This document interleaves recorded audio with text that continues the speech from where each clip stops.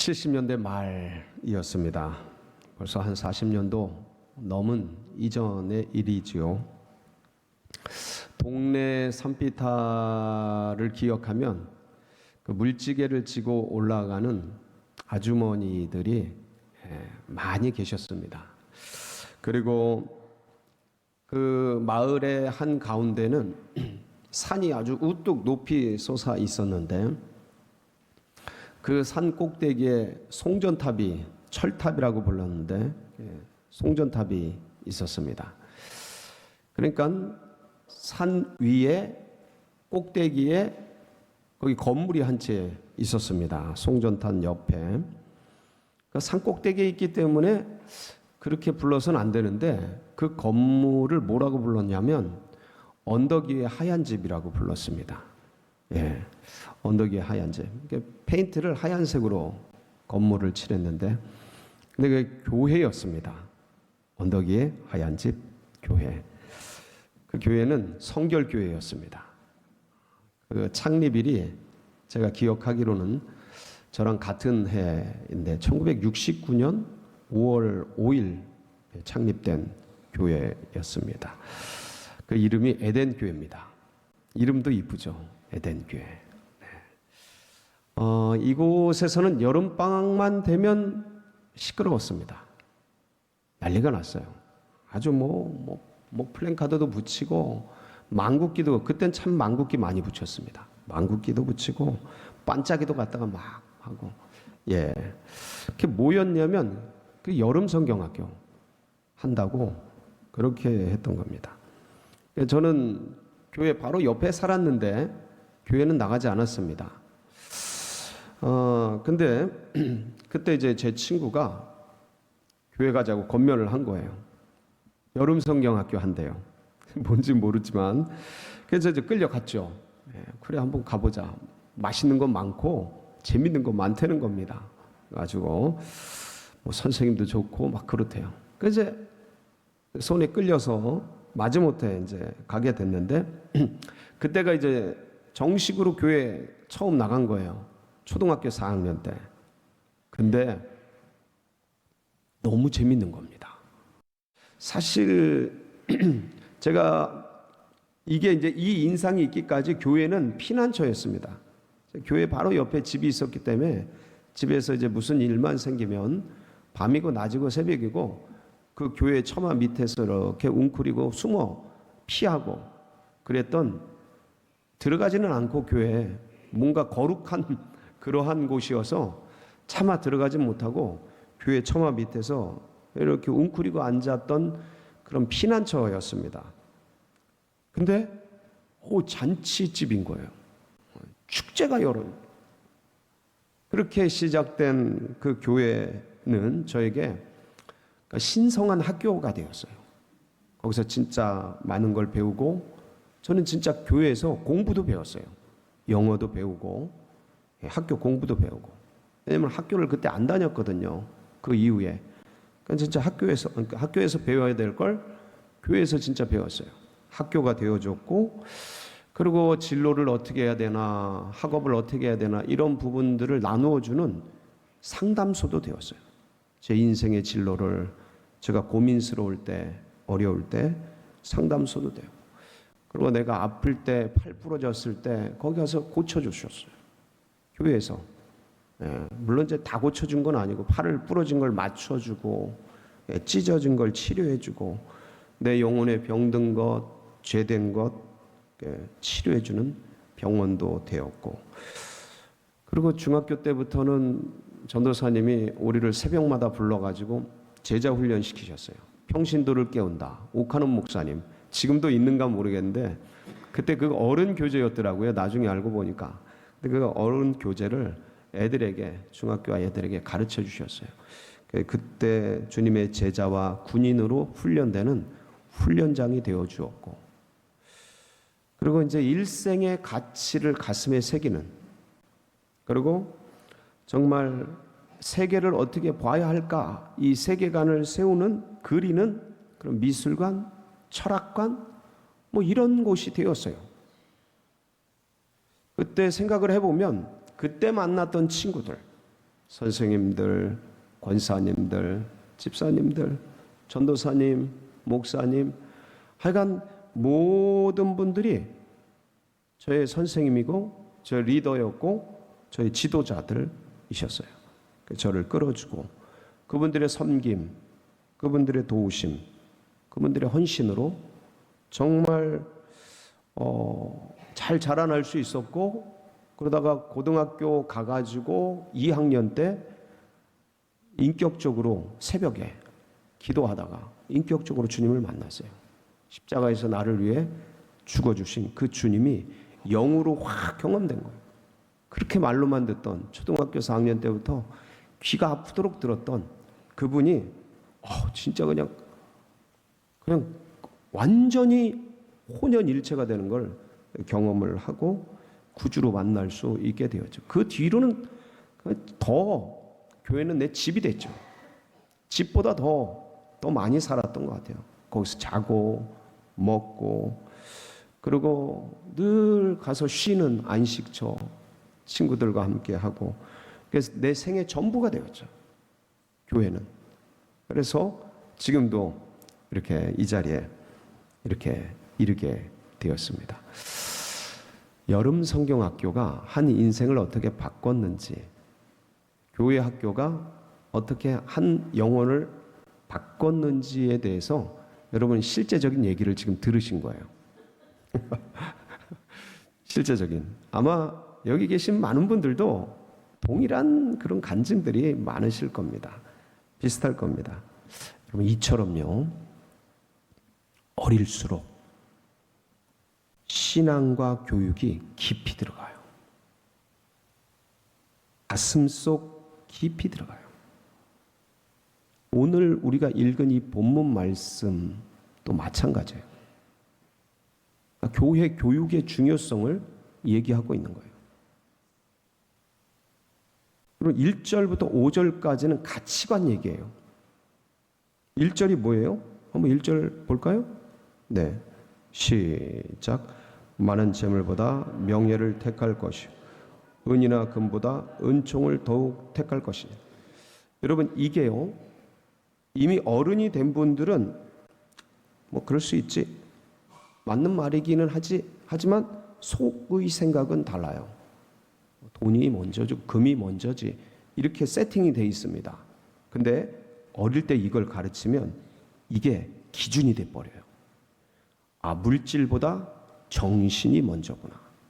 그리고 다른 땅의 부귀 영화보다 하늘의 은총이 더 가치 있는 거구나. 이게 새겨집니다. 어른이 돼서는 힘들어요. 알기는 알지만 그게 가치가 되기가 힘들어요. 2절은 쭉 보면 2절은 이제 하나님 앞에서 인간 평등이에요. 인격적 동등성, 남녀노소 이걸 떠나서. 근데 3절은 어떻게 지혜롭게 처신할 건가, 그 상황에 맞게. 4절은 겸손함, 그리고 하나님 앞에서 하나님을 경외하는 삶, 이런 삶에 대한 가치이고, 5절은요, 이게 이제 패역한 자와 영혼을 지키는 자의 삶에 대한 얘기인데, 이거는 영으로 육을 다스리는 삶에 대한 말씀이에요.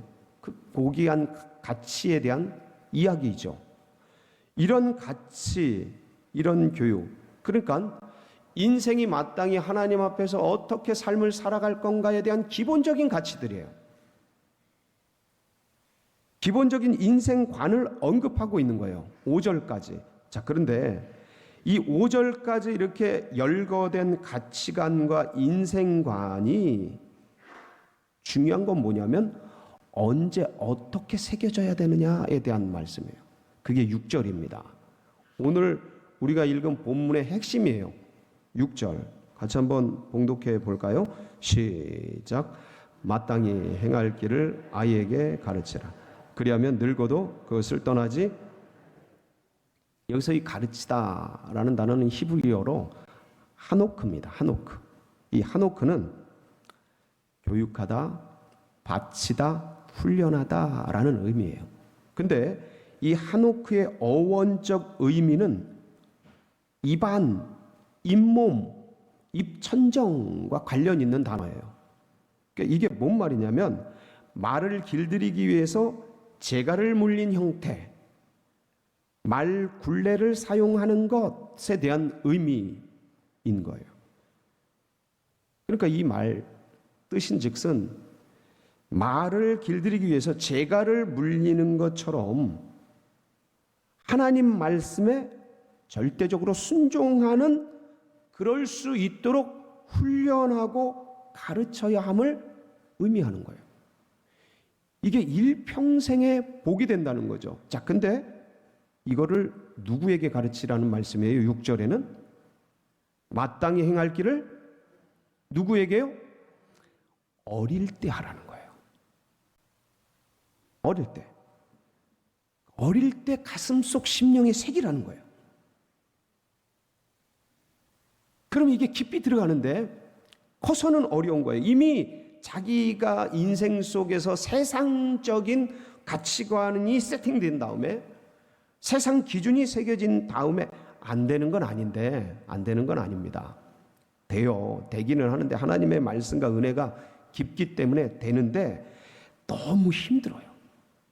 교육은요, 이런 얘기가 있어요. 백년지 대계다. 교육은 뭐라고요? 백년지 대계.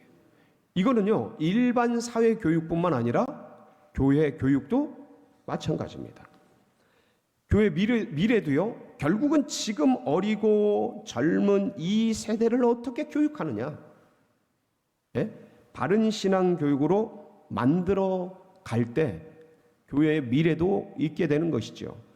한 가정의 미래가 자녀들에게 있는 것처럼 우리 교회, 한국 교회의 미래는 교회 교육에 있는 것입니다. 근데 지금 생각해 보세요. 현실을 생각해 보세요. 사회 현실, 교회를 둘러싸고 있는 현실, 다음 세대를 둘러싸고 있는 현실 생각해 보세요. 만만치가 않아요. 너무너무 힘든 상황이에요, 오히려. 예. 왜냐하면 기본적으로 일단 아이들이 지금 사라지고 있어요. 학생들이 없어지고 있어요. 그것도 속도가 급격하게. 이걸 인구 절벽이라고 해요. 그러니까 전체적인 인구가 주는데 이 전체적인 인구가 주는 근원적인 이유는 신생아가 없는 거예요. 신생아가 없어요. 그러니까 저출산에, 그리고 고령화의 이 문제가 이 나라 민족 가운데, 교회 가운데 엄청난 타격을 주고 있어요. 그러면서 기독교를 대하는 미디어, 언론, 이 굉장히 비호의적이에요. 너무 거칠어요. 같은 게 있어도 좋은 면을 말하지 않고 안 좋은 것을 얘기해버려요. 그러니까 이 교회를 대하는 일반 사회적 시각과 젊은이들과, 일반적인 젊은이들과 사람들 사이에 비호의적인 모습으로 교회가 비춰지고 하는 그러한 상황 가운데 이 시대가 던져져 있어요. 게다가 여기에 코로나가 직격탄을, 기름을 부어버린 거예요. 예. 그러면서 엄청나게 이슈화 됐죠. 이 종교 문제, 기독교 문제가. 이 팬데믹 사태가 이러다 보니까 교회를 떠나는 사람들이 너무 많아요. 예. 젊은이들도 너무 많이 떠나요. 아이들이 교회에 오지 않아요. 왜냐하면 그 젊은이들이 애를 낳는데 이 애들을 교회에 안 보내요. 이 악순환적인 상황들이 지금 이 사회에 만연되고 있고 이게 교회 입구를 더더욱 좁히고 있어요. 정말 심각해요. 전도사들, 목사님들 뭐라 그럴 수 있는 상황이 아니에요. 너무너무 어려운 상황이에요. 그래서 이건 다 알아요, 지금 우리가.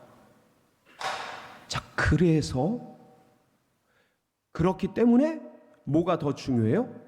교회, 교육이 더 중요해요. 한번 돌아보세요.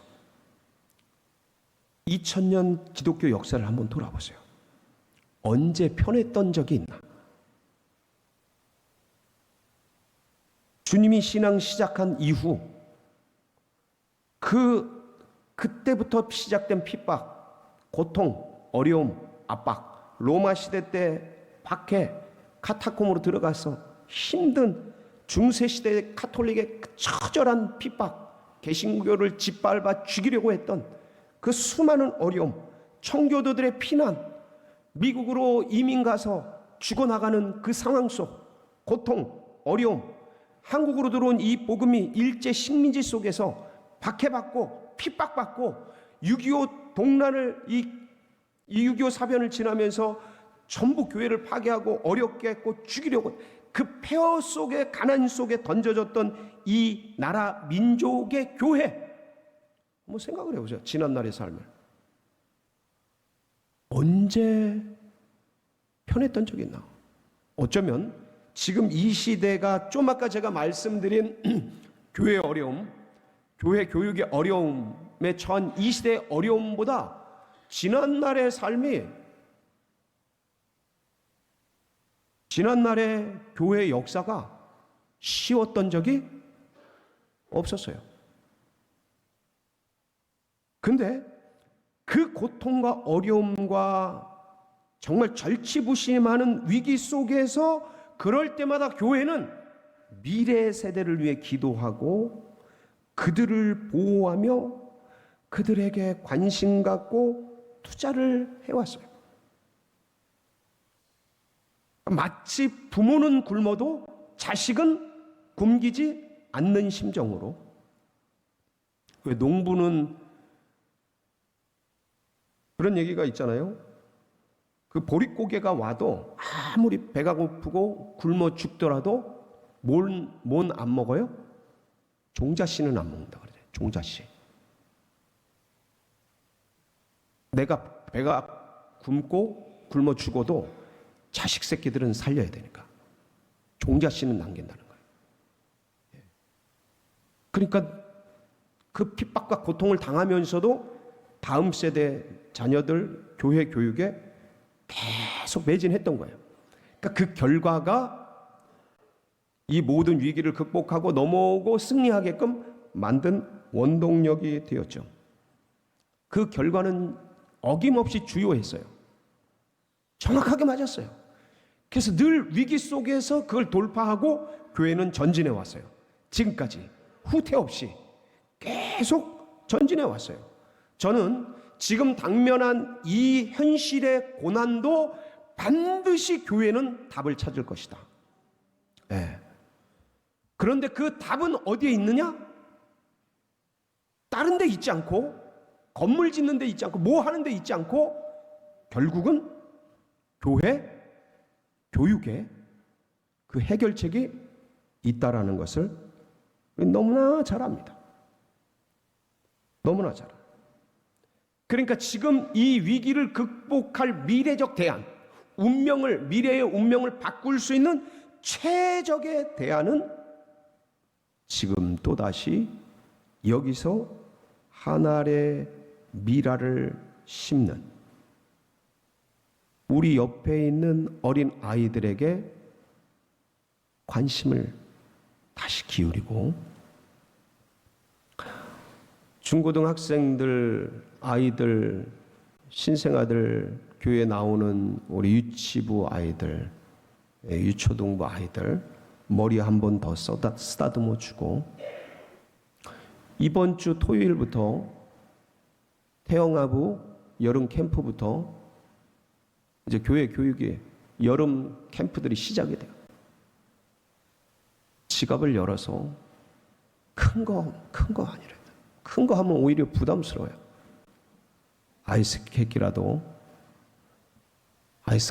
아이스크림이라도 하나 사다가 주고, 그러니까 다시 아이들에게, 다시 학생들에게, 다시 청년들에게, 저것들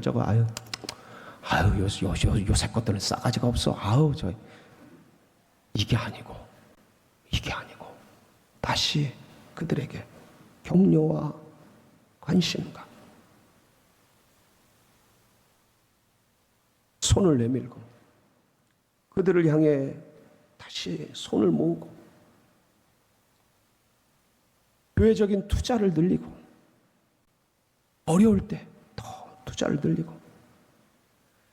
아이들을 가르치기 위해서 다시 봉사와 헌신의 자리로 뛰어들고, 그동안 좀 늦췄다면, 그동안 좀 쉬었다면, 왜냐하면 내가 쉬고 내가 늦추고 내가 관심을 덜 기울일 때 이 사태가 생긴 거니까.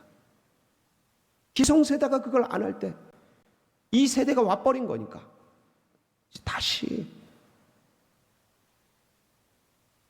뭐라 그러는 걸 넘어서 이제 그런 건 그만 내려놓고 그들을 위해서 지갑을 열고 마음을 열고 기도를 열고 하늘문을 열어서 나아갈 때 반드시 우리는 보게 될 겁니다. 머지않아서 부흥의 세대를, 새벽 이슬 같은 주의 청년들이 일어나는 것을, 우리가 경험했던 그 부흥의 세대가, 아니 더한 세대가, 놀라운 세대가 다시 일어나는 것을 보게 될 겁니다. 그러기 위해서 우리가 다시 교회 학교로 들어가야 돼요. 우리가. 그래서 거기서 애들을 뭐라 그럴 게 아니야. 우리가 기도하는 모습을 보여줘야 돼. 우리가 부르짖는 것을 알려줘야 돼. 애들이 부르짖질 못해요. 애들이 기도를 몰라요. 애들이 어떻게 하는지를 몰라. 가만히 있어요. 유치부부터 청년까지 가만히 있어요, 애들이. 이때는 막 미친 듯이 부르짖어야 되거든. 하늘이 떠나가다 땅이 찢어져라. 간구해야 되거든. 구할 줄을 몰라요, 애들이. 벌써 고수가 돼서, 기도의 고수가 돼서 관상 기도에 들어간 게 아니에요. 침묵 기도에 들어간 실력이 아니에요. 기도를 몰라. 그걸 뭐라 그럴 수가 없어요. 왜? 보지를 못했으니까. 아이들은 본대로 움직이니까. 이제 우리가 다시 그들에게 들어가서 예배의 감격을 알려줘야 돼. 좀 힘들고 어렵지만 예배의 감격을 알려주고 예배의 기쁨을 보여주고 함께 하면서 자연스럽게 그걸 보고 듣고 경험하도록, 그리고 주님을 모시고 사는 기쁨이 얼마나 감사하고 은혜로운지 그걸 들려주고 벤치마킹 해주고, 그리고 이웃을 섬기고 돌보고 함께하는 게 얼마나 주님이 기뻐하시는 삶인지, 그게 얼마나 행복한 삶, 가장 인간이 누릴 수 있는 최고의 행복, 그게 뭔지를 알고 기도의 열정, 말씀을 사모함, 그리고 찬양의 기쁨, 이게 애들이 그런 걸 보고 듣고 경험할 수 있도록 그분들이 그들 속으로 들어가야 돼요. 이제 뭐 알아서 하겠지가 아니고, 그럴 때 이게 아이들 가슴 속에 새겨지고 애들의 가치관에 녹아지고 그들 세계관에 뿌리 박히고 절대로 하나님을 붙들고 살아갈 수 있는, 절대로 하나님을 떠나지 않는, 위기 때 어려울 때 하나님 앞에 기도하는 그런 부흥의 세대가 반드시 일어나게 될 것입니다. 사랑하는 성도 여러분, 이건 남의 얘기가 아니에요. 내 자식 얘기예요. 내 손주 얘기예요. 우리들의 얘기예요. 이건 나의 이야기예요. 내 현실이에요. 이 시대가, 이런 은혜가 다음 세대가 일어나길 기도하며 또 함께하고 섬기는 우리 모든 성도님들이 되시기를 주의 이름으로 축복합니다.